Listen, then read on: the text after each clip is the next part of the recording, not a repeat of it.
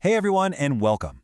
Today, we're diving into Generation X, the one people often call the forgotten generation, kind of caught in the major financial squeeze.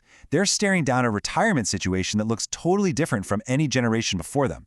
But here's the thing, this isn't a story about defeat. It's really about how they're being forced to get creative and completely rewrite the rules. So, who exactly is Gen X? Let's pin that down first and really get into why they're standing at such a critical crossroads right now, with retirement looming just over the horizon. Okay, so Gen X is a smaller demographic, famously sandwiched right between those huge boomer and millennial generations. Right now, they're in their late 40s to early 60s, and they are juggling, well, everything. Think about it. They're dealing with college tuition for their kids while also supporting their own aging parents. It's this constant financial tug-of-war, all while trying to put something away for their own future.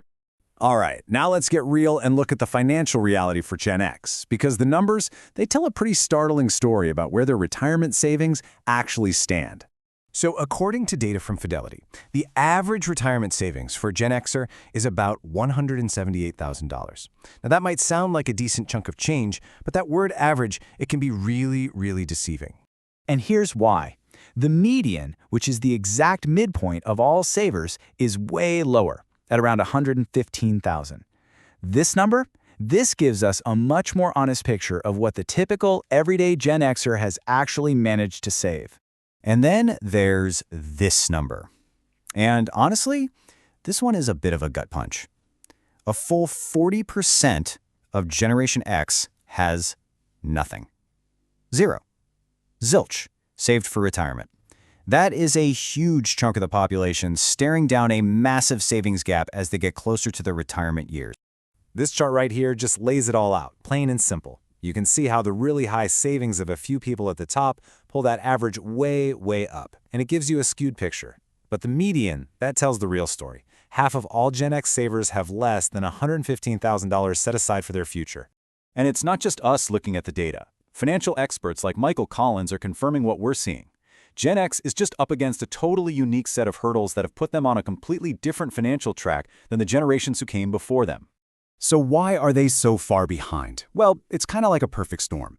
A lot of Gen Xers didn't even start saving until they were in their mid-30s.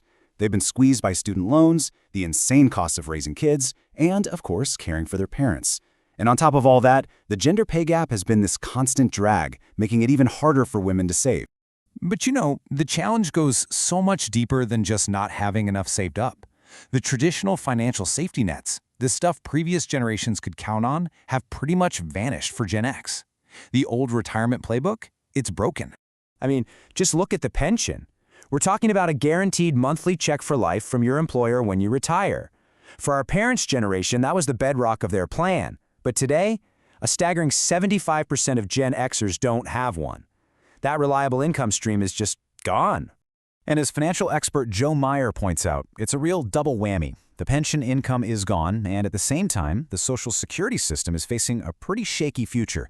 You put those two things together, and it means any savings shortfall is going to have a direct material impact on their quality of life in retirement. Let's walk through this timeline, because the timing here is everything. The Social Security Trust Fund, that big pool of money used to pay out benefits, is projected to run low right around 2033. And that is precisely when many Gen Xers will be hitting their full retirement age of 67.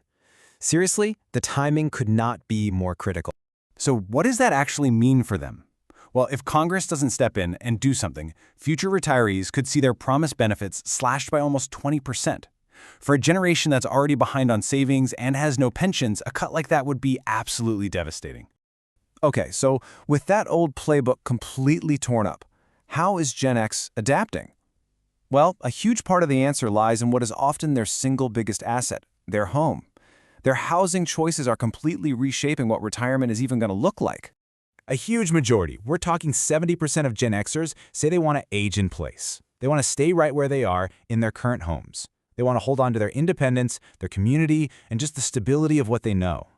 But as this table shows, it's not their only option, and every choice has trade-offs. You can see they're weighing all these pros and cons.